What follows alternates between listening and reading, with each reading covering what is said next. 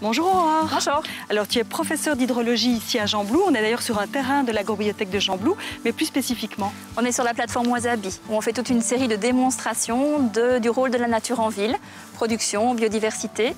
Et ici, on est sur la future parcelle du jardin de pluie. On va pouvoir montrer comment la nature peut aider à réguler les flux d'eau en cas d'inondation. Alors évidemment, c'est d'actualité avec ce qu'on a connu cet été. Et un premier constat, c'est qu'on ne peut pas faire ce qu'on veut avec l'eau et la maîtriser. Ah ben nous, on ne peut pas maîtriser la quantité d'eau qui arrive par les précipitations. Par contre, on peut essayer de limiter le ruissellement et on peut essayer de faire infiltrer l'eau au maximum dans des zones comme ceci. Alors tu le dis, on parle de ruissellement parce qu'en fait, souvent, les problèmes d'inondation ne sont pas nécessairement dus aux rivières qui sortent de leur lit, mais plutôt à un problème de ruissellement. C'est ce qu'il y a le plus souvent, effectivement, en région wallonne, ce sont des inondations par ruissellement. Alors c'est aussi important d'agir en surface parce que là, on peut voir ce qu'on fait. On rappelle que l'eau s'écoule, on rappelle où elle passe et on évite de mettre des infrastructures vulnérables.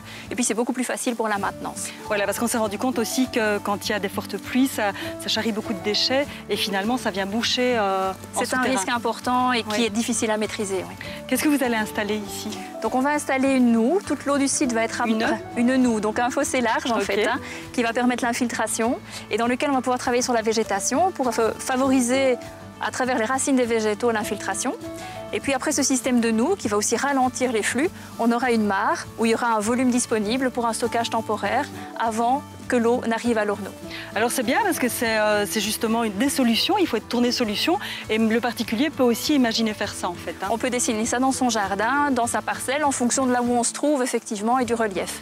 Alors petit bonus, ce sera quelque chose de didactique ici, mais il y a également un auditoire en plein air qui est prévu. Oui, on va pouvoir donner cours en plein cœur de notre laboratoire à ciel ouvert où on touche à beaucoup de thématiques de nos bio-ingénieurs. Alors là on va se diriger à Bruxelles, à Saint-Gilles, où il y a un jardin de pluie qui est terminé. Tout à fait.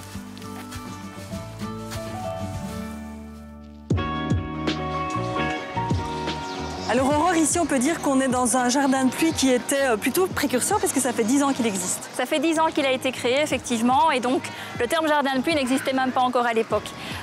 Mais on est bien sur un espace multifonctionnel avec de la végétation au cœur de la ville qui sert aussi de lieu de rassemblement et qui a surtout une fonction hydrologique de rétention et de temporisation de l'eau. Donc en fait ici on est sur un contre-plat. Tout un jeu de bordure fait que l'eau va être accumulée ici sur cette pelouse et en dessous de nos pieds il y a des dalles poreuses qui permettent de stocker l'eau. Et puis il y a tout un jeu de canaux autour de ce jardin qui permettent de ramener l'eau justement dans ces zones d'infiltration.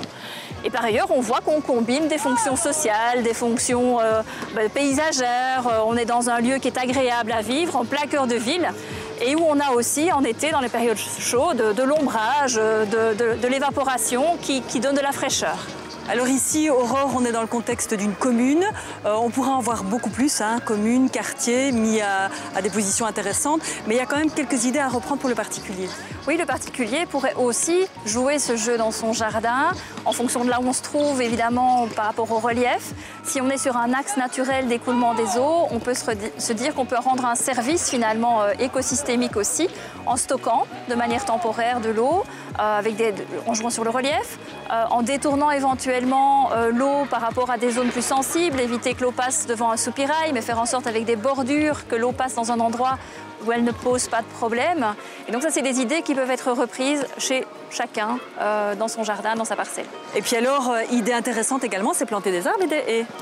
Planter des arbres, des haies, c'est aussi permettre une meilleure infiltration. Quand on a des racines, on a toujours une meilleure infiltration. Et puis c'est multifonctionnel, ça sert aussi pour la biodiversité, ça sert aussi pour le côté agréable du paysage et ils peuvent même être comestibles. Alors ça, c'est le petit plus. Alors tu l'as déjà dit, mais c'est bien d'insister parce que cette année, effectivement, on a connu les inondations, mais il y a aussi beaucoup d'intérêt dans le cadre de périodes de sécheresse.